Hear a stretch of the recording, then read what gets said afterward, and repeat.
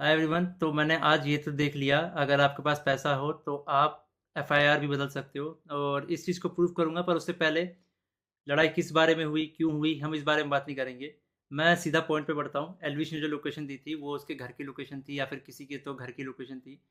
और मेरा इंस्टिंक्ट बोला कि मुझे उसे अपने लोकेशन पे बुलाना चाहिए, जो एक पब्लिक लोकेशन हो।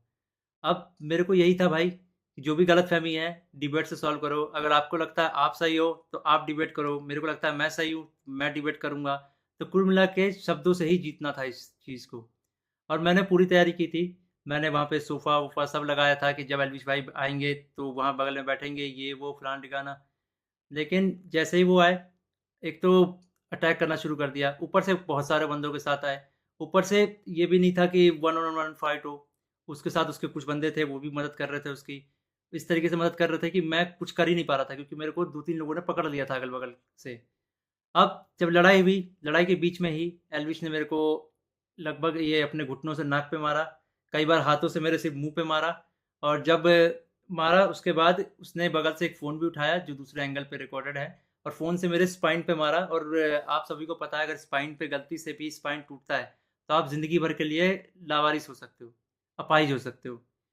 तो उसके बावजूद उसने मारा-मारा, और उसके बाद उसने क्या किया, जान से मारने की धमकी भी दे दी।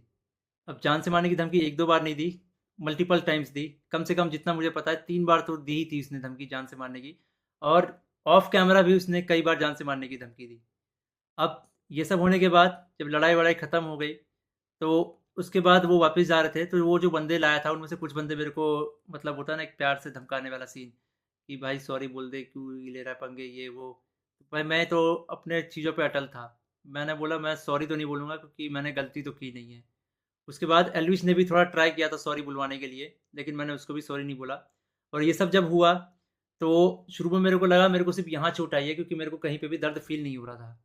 तो मेरे को शुरू-शुरू में सिर्फ़ यहाँ चोट आई। उसके बाद 1 डेढ़ घंटे बाद मेरे को यहाँ पे दर्द होना शुरू हुआ, और फिर 2 से 3 घंटे बाद मेरे पूरे स्पाइन में दर्द होना शुरू हुआ, और इस तरीके से हुआ कि मैं सो ही नहीं पाया। सुबह 4 बजे मैंने सोने का ट्राई किया था, मैं दोस्त के घर साकेत गया हुआ था। मैंने सोने का ट्राई किया, अनफॉर्चुनेटली मैं दर्द से सो ही नहीं पाया। उसके बाद हम जब दर्द हो रहा था तो हम गए वहाँ पे मैक्स हॉस्पिटल साकेत के, मेडिकल निकलवाने। तो उन्होंने मना कर दिया, विदाउट एफआईआर नहीं होगा। तो मेरा यही था, मेरा दिमाग शॉक में था, एफआईआर हमने की नहीं थी। फिर हमने डिसाइड किया कि दोपहर के 12 बजे के आसपास हम एफआईआर करेंगे लॉन्च, और उसके बाद मेडिकल करवा लेंगे पुलिस की मदद से ही। तो हम गए एफआईआर करने। अब जब एफआईआर करने गए, तो हमने पूरा बता दिया कि भाई ये सेक्शन लगाना है, अटेम्प्ट टू मर्डर है, साफ-साफ दिख रहा है। तो वो जो एसएचओ थे, उन्होंने बहुत अच्छे से बात की। उसके बाद एसएचओ अपने इंस्पेक्टर के फ़ोन में कॉल करते हैं, बोलते हैं कि पूरा इसको ना पब्लिक मत करना, गुप्त तरीके से रखना, हम लोग गुप्त तरीके से लड़ेंगे। मेरे को तभी डाउट था कि एफआईआर को दबाने की कोशिश की जाएगी, और वही हुआ। अभी मैंने एक आर्टिकल पढ़ा जिसमें एल्विश के ऊपर एक भी वो सेक्शन नहीं लगा जो मैंने एफआईआर में लिखवाई थी। अटेम्प्ट टू मर्डर का एक भी सेक्शन नहीं है उसमें। तो कुल मिला के मैं क्या समझूँ, अगर आपके पास पैसा हो तो आप एफआईआर भी बदल सकते हो।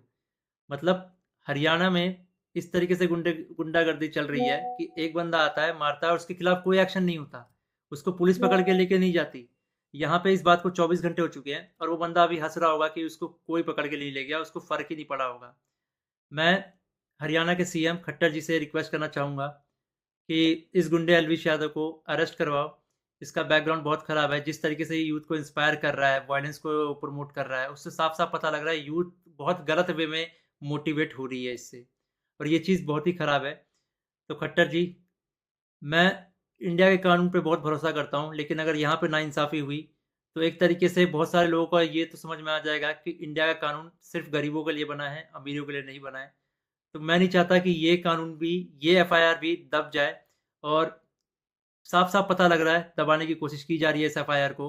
अगर ये एफआईआर दबता है तो ये इंडिया के कानून की हार है। मैं आप लोगों से रिक्वेस्ट करूँगा, गुरुग्राम पुलिस को और खट्टर जी को इस ट्वीट में टैग करो, और उनको रिक्वेस्ट करो कि एल्विश यादव को जितनी जल्दी हो सके, इस गुंडे को जितनी जल्दी हो सके अरेस्ट करा जाए।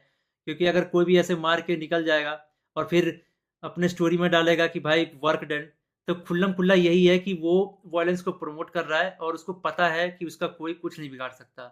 तो एक तरीके से ये इंडिया के कानून की हार है। तो अभी जो मैं एफआईआर लिखवा के आया था, मुझे उसकी कॉपी भी नहीं मिली और मुझे लगता है मिलेगी भी नहीं। बोला तो वैसे सुबह मिल जाएगी, लेकिन आई डोंट थिंक सो, क्योंकि आर्टिकल में साफ-साफ दिख रहा है कि एफआईआर के जो सेक्शन है वो बहुत अलग किए गए हैं। तो इंडिया के कानून का मज़ाक ना बने, तो आप लोगों से एक आखिरी बार रिक्वेस्ट है, सीएम खट्टर जी को गुरुग्राम पुलिस के ऊपर टैक्स अटैक किया जाए, ताकि ये मामले को वो लोग सीरियसली ले।